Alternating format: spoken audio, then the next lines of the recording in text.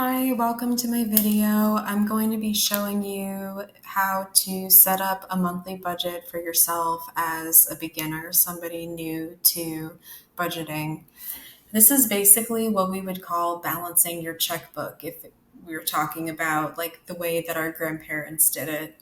But nowadays, it's easy to track your finances using a Google Sheet, which is free to use. You're going to want to first start out by assessing your current assets.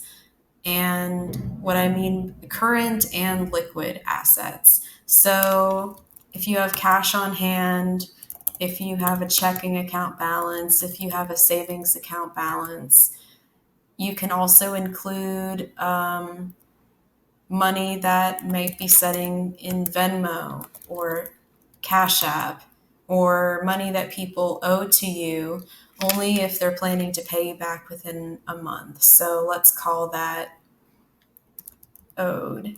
And basically, what we're doing is we're trying to, the helpful information that you're going to get out of this process is figuring out how much money that you're going to have at the end of the current month. In accounting, we call this setting up a trial balance.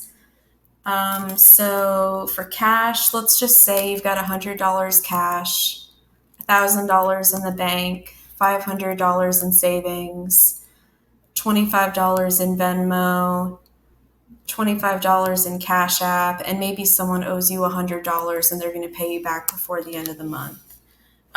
Today's date is May 23rd. So we're just going to assume that you have already paid some bills this month, but you still have some bills coming up. And we're also going to assume that you're going to get paid one more time. So let's add in a line for your expected paycheck. And let's say that that's going to be $1,200. Let's make this a little bit bigger. I really like my spreadsheets to look nice and be legible. Okay, so, and also you can, so just by clicking on the header of the column, you can highlight the entire column. I'm going to set it to currency so it's easier to look at. So let's say over here, I'm going to make a list of bills. And again, this is just an example. This is where you're going to want to write down all of your bills. So for this list, you're going to want to put everything for the month. So let's say we've got rent, car note, car insurance, utilities, phone bill, lawn care. What else? Over here, I'm going to put some other expenses such as groceries, gas, eating out, pet food. And then what else can we put in this column over here?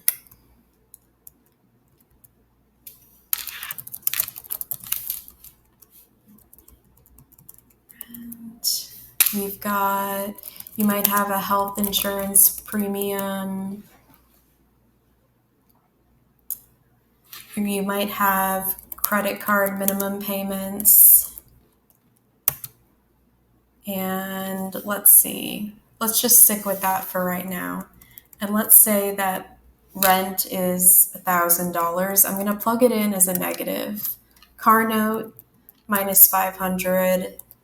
Car insurance, 250. Let's say utilities is 300.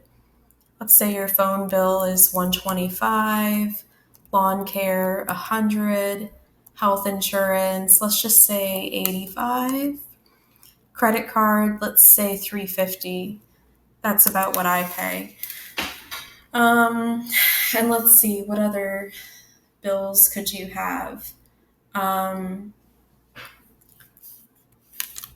You might have things like Spotify, Netflix, Personally, I have a subscription to a continuing education plan, and that costs me $65 a month. I'm working on getting my CPA license, so that is a monthly expense. Netflix, I think, is like $15, and so is Spotify. We can do Planet Fitness, 25. And okay, so let's say that this is where you're at right now today. And let's say that you've already paid your rent, your car note, your car insurance, your utilities, and your phone bill. We're going to cross that out. That's already reflected in these current numbers. That's the ideal here. So let's say that you know that it's May 23rd. You've got $1,750 and you're going to make another $1,200 when you get paid. And you still owe on these bills, which comes out to minus $655. We should also assign values to these extra expenses. Groceries, since you're in the last week of the month, you might only be spending, like for me, I spend about $125 a week. Gas, let's say 50, eating out, let's say 100, and pet food, let's say 50. So this is your expenses beyond your bills and beyond your utilities. You know that you're going to spend this money before the end of the month. So let's bring that down here. Bills, extra expenses. I'm going to show you how to use the sum function in Excel. So equal sign and then type sum and then open parentheses. And we're going to highlight, just drag, put a close parenthesis, and then that's giving us the sum of these numbers here. And then we're going to do the same thing for bills. Equals, sum, open parenthesis, and we're only going to include the bills that haven't been paid yet. Okay, so end of month forecast. This is where what we're getting at is valuable information because I'm going to show you. So here we're going to sum this entire column from our cash, our checking account balance, savings, Venmo, Cash App, collectible, income from the friend, expected paycheck, less the amount of bills, less the amount of extra expenses, close parenthesis. And now we're looking at, so your end of month forecast, it's looking like you're going to have this much money, $1,970. So maybe you're thinking, oh, well, I was hoping to end this month with $2,000 at least. And you could make a modification over here, eating out, if we change it to 50. The awesome thing about using these sum functions is that it's dynamic. So you make a change over here and it's going to update over here. If you didn't see that, I'll do it again. We had negative $100 for eating out. That had us at $1,970 for the end of the month.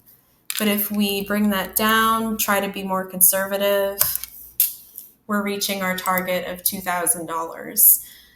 So this is just a starting point for how to budget your money, how to set it up in Excel, look at it and make sense of it. And when you get really advanced, you can set up an entire year forecast. And that's what I do personally, and it helps me maintain and stay on track with my spending goals, or rather my saving goals for the year. Maybe you want to have $5,000 by the end of the year. So yeah, I'm definitely going to post some more content on this. Let me know if this was helpful for you. And if you want to support me, check out my website, CaitlinRickerfor.com, and book a session with me. Thanks.